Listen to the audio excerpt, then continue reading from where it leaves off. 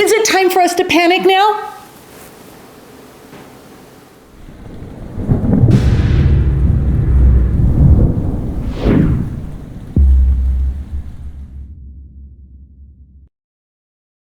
Hey, Provident Preppers, I'm Kylene. And I'm Jonathan, and I think as many people are looking out at the world right now, they're seeing commotion. They're seeing all kinds of challenges, social issues, political issues, the war in Ukraine and Russia, and other tension spots around the world, and some are feeling financial pressures because of inflation and other things.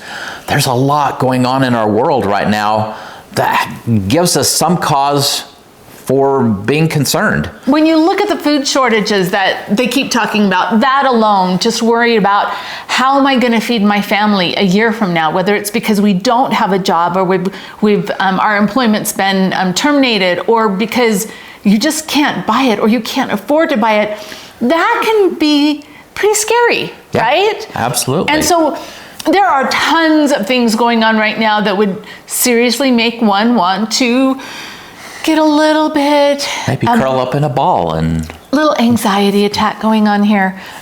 But we just want to reassure you that is not what we need to do right now. Exactly right. Right now is not a time to panic. It is a time for us to keep making steady steps forward, to make progress on important goals, to stay focused and positive, because what good does anxiety and stress do us? Right, none. It'll make us sick. It'll make us spend sleepless nights. Too much anxiety and worry actually takes the joy out of life. And there is so much in life right now to be excited for and to look forward to and just to have hope. And so that's one of the things that we want to talk about today is hope. Absolutely. And looking at the positive of what's going on and not allowing ourselves to be weighted down by all of the craziness that's in the world around us right now. Let's talk about what the basics are that you need to survive, because quite frankly, we need to learn to live on less and be happy. Look at our ancestors. They had a whole lot less than we have, and they found a great deal of joy in life. And you know, we can do the same. We can. So when we're looking at our preps, right, we need to be able to, we have to have water, we need food, we need fuel so that we can cook that food and we can stay warm, and we need shelter. Those are the basic things that we need. And anything above and beyond that, well, that's just the good stuff. And you know, chocolate, it's just part of the good stuff. I think I could survive without it. Okay, I don't know. So there's that would be 5. Tough. There's water, there's food, there's chocolate, there's fuel, and there's shelter. Okay, all right, we can go with that.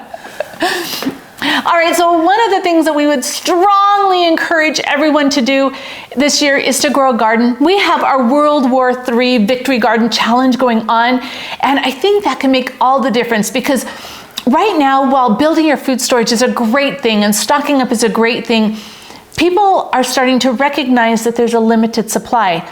And so those who have, like us, need to back off a little bit and let those who don't have be able to build up some of their supply. And so I think that's really important, that we're looking out for other people.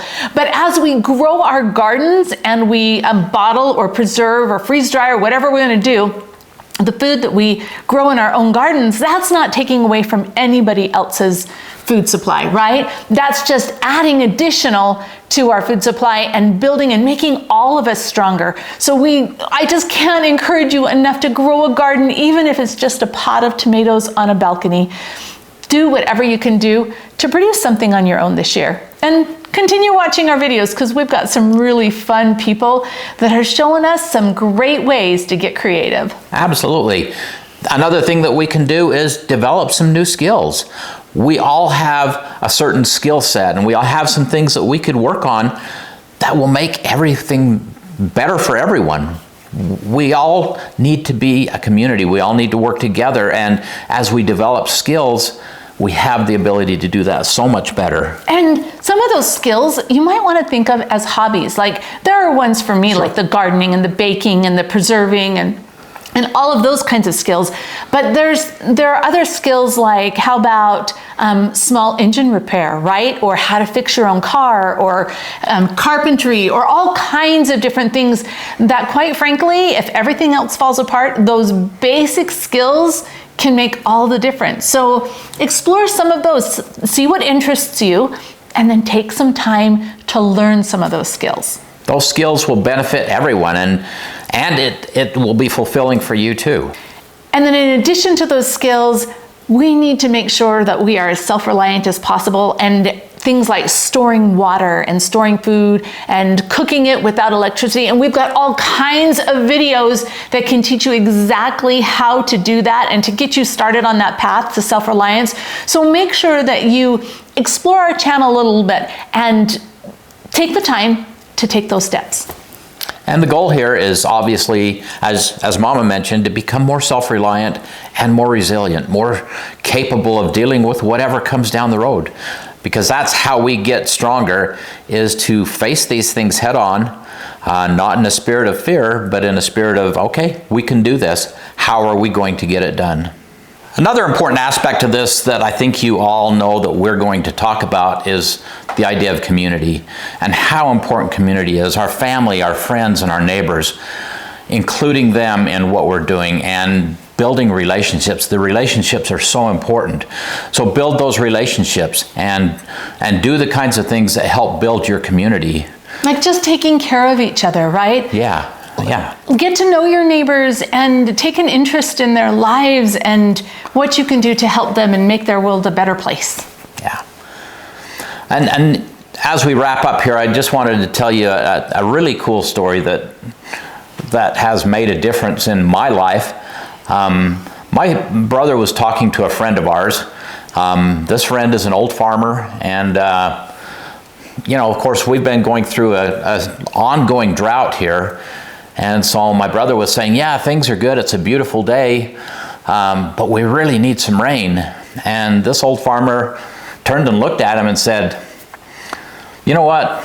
It'll rain or it won't, but enjoy the weather. And I think that message is so important.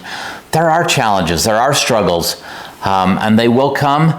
The rain will come or it won't, but let's enjoy the weather. Let's find joy in life. And it makes me think of one of my favorite scriptures that talks about, let us cheerfully do all that stands in our path, and then stand still and see the salvation of God. And I have great faith that God is in charge, right? And I don't need to worry about it. I don't need to panic. I don't need to freak out. I just need to have faith and cheerfully do what I can to be more self-reliant, be prepared, and to bless the lives of our friends and neighbors. Speaking of which, for the question of the day today, what are you doing in this crazy world to make the world a better place? Because you are in it. Comment below, and thanks for being part of the solution.